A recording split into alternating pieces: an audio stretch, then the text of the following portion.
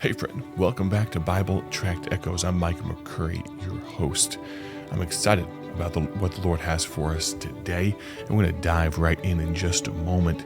I'm going to encourage you to tune your hearts and minds. I want you to think about what we're going to speak about today. I realize there's probably many other things that could be grabbing at your attention, maybe just circumstances of life.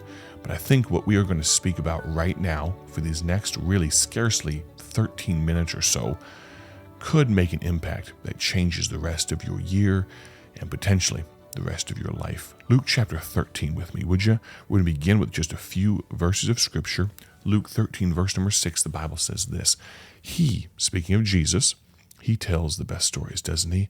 He always has, Jesus Christ always has the best things to say. He knows exactly what to say.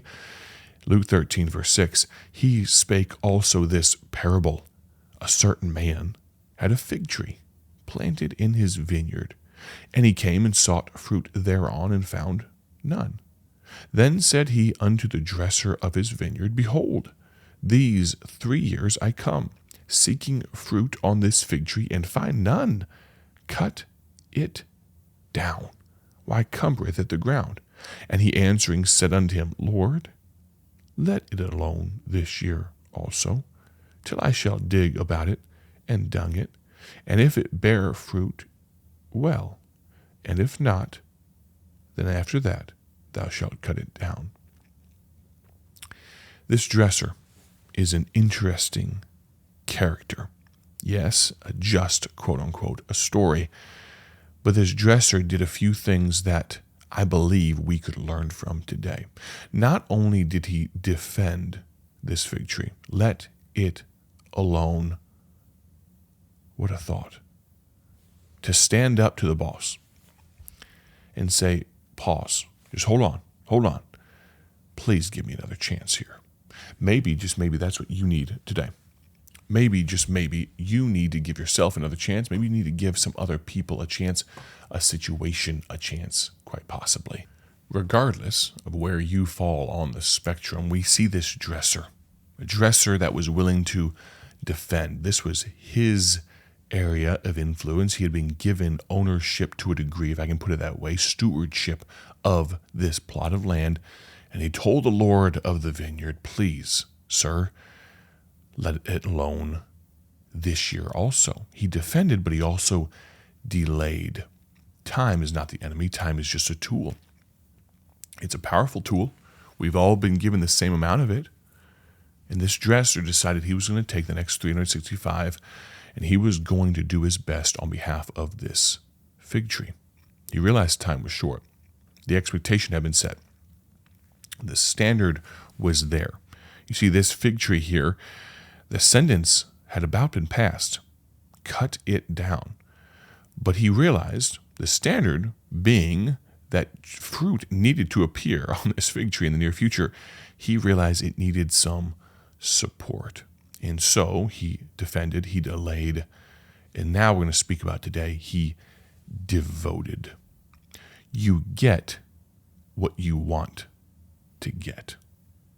Oftentimes we work on areas and we give up before they have the chance to come to fruition.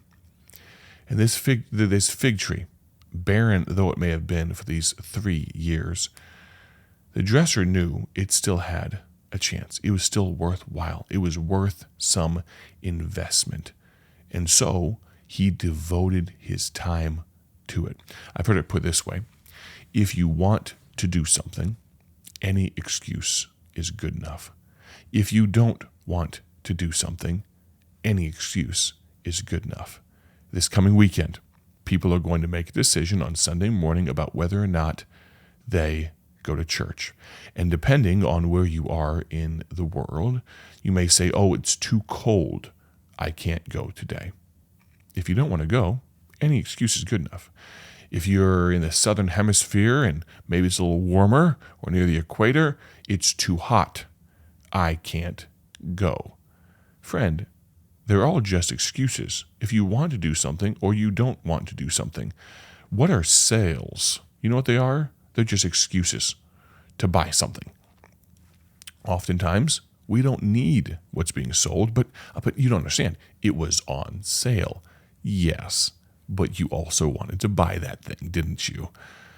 Friend, this dresser devoted himself for the span of a year to the success of this fig tree. I wonder if you devoted yourself to the success of you fill in the blank, whatever it may be, yourself, your walk with God, someone else that needs your help. I wonder what sort of incredible success you could see. I think about Nehemiah, of course, it's a book of the Bible named for him. He was tasked with rebuilding the walls of Jerusalem. There was tremendous opposition from external enemies. Yet what did Nehemiah do? There was internal discouragement in addition to the external enemies.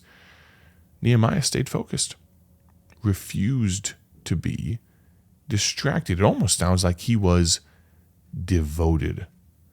When his enemies tried to lure him away, he famously replied something along the lines of, I am doing a great work so that I cannot come down. I'm devoted to this. You're going to have to take a number and wait, get in line. What happened? The wall was rebuilt with many other people's help, but Nehemiah headed it up in 52 days. You know what he did? He gave devotion. Single-minded focus and devotion made the difference. But it's not just a biblical concept. It very much is. How about a lady named Florence Nightingale? Ever heard of her? She's known as the founder of modern nursing. And she devoted her life to improving healthcare during the Crimean War. She worked tirelessly. She often spent nights, long nights, caring for wounded soldiers. She earned a nickname, the Lady with the Lamp. I can just imagine soldiers maybe missing limbs, maybe with gauze around their head. And this lady walks up with a lamp deep into the night and tends to your wounds with tireless devotion. Societal norms, limited resources, all of them worked against her. But her unwavering commitment and, yes, her devotion revolutionized nursing and saved countless lives. Wouldn't you like to have a Florence Nightingale on your side? Wouldn't you like to have someone like this dresser? Let it alone, Lord. Give it one more chance, one more year. We all want that for ourselves, but I wonder, when's the last time you ever gave that to someone else? When's the last time you stood in the gap with some devotion on behalf of a project or on behalf of a project person? Another illustration, maybe the last one we have time for, but how about these guys? You've heard their names before. Orville and Wilbur Wright. What did they do?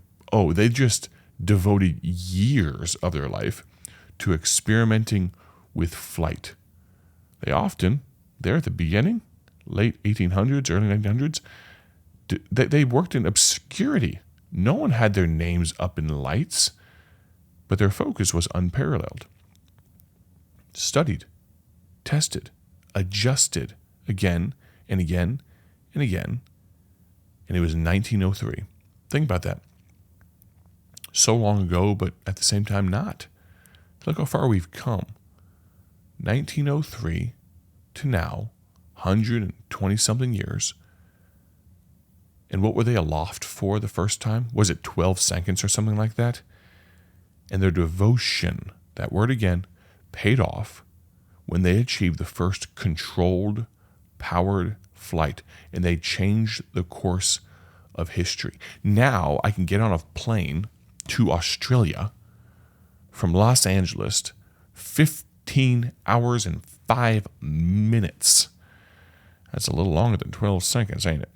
And I can do so with, 300 or 400 of my closest friends, all on this plane with all of our luggage?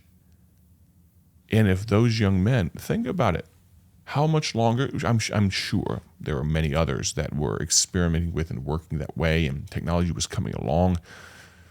But I wonder how much longer it could have been before someone cracked it. How much it could have set back flight. Much less to speak about the rockets and things that we now use to send things to space. But where did it come from? It came from devotion. Maybe, just maybe, you know there are some people in your life that you need to give a little devotion to. Not because they're worthy of worship. No, actually, they failed you a plenitude of times. But you know they need another chance. You can look at your life, look at yourself in the mirror and realize, okay, Lord, you've given me chances beyond what I deserve. And maybe in the past you defended and they failed you. And you've delayed and they failed you. Maybe today it's time to try some devotion. There are people in my life that are so kind to pray for our ministry, pray for me. Got a text this past Sunday from a pastor friend out in Pennsylvania. And he texts me just about every Sunday. Hey, brother, praying for you. Hope all is well. That sort of single-minded focus, that devotion, what a blessing that is. I can't tell you what it means to me that man, now I can list off some of the things that he is dealing with, some physical issues of life, and he's not, if I can say this kindly, he's not a spring chicken. But the Lord has placed a devotion to invest in me and many others. I know I'm not the only one in that man's life, and we are the beneficiaries thereof. The times when I feel a little more barren than others, I remember, all right, well, I've got these people praying for me. I've got to buck up. I've got to soldier on. I'm so thankful for the defense Jesus Christ gave for me when he died on the cross. I'm so thankful for the fact that he didn't just chop me down the first time I failed him or the second or the millionth time. He's delayed and given another chance. I'm so thankful for the fact that he devotes himself to me. He works in that still small voice, doesn't he? Could we all take a lesson from this dresser? Tomorrow on the broadcast, I have 2 more short thoughts to share with you. When you get there shortly, I'd encourage you to tune in and learn something from this dresser that could be applied to each and every one of our lives. My prayer, as always, is that you have a great day for his glory. We will plan on talking to you soon. Thank you for listening to Bible Tract Echoes. God bless.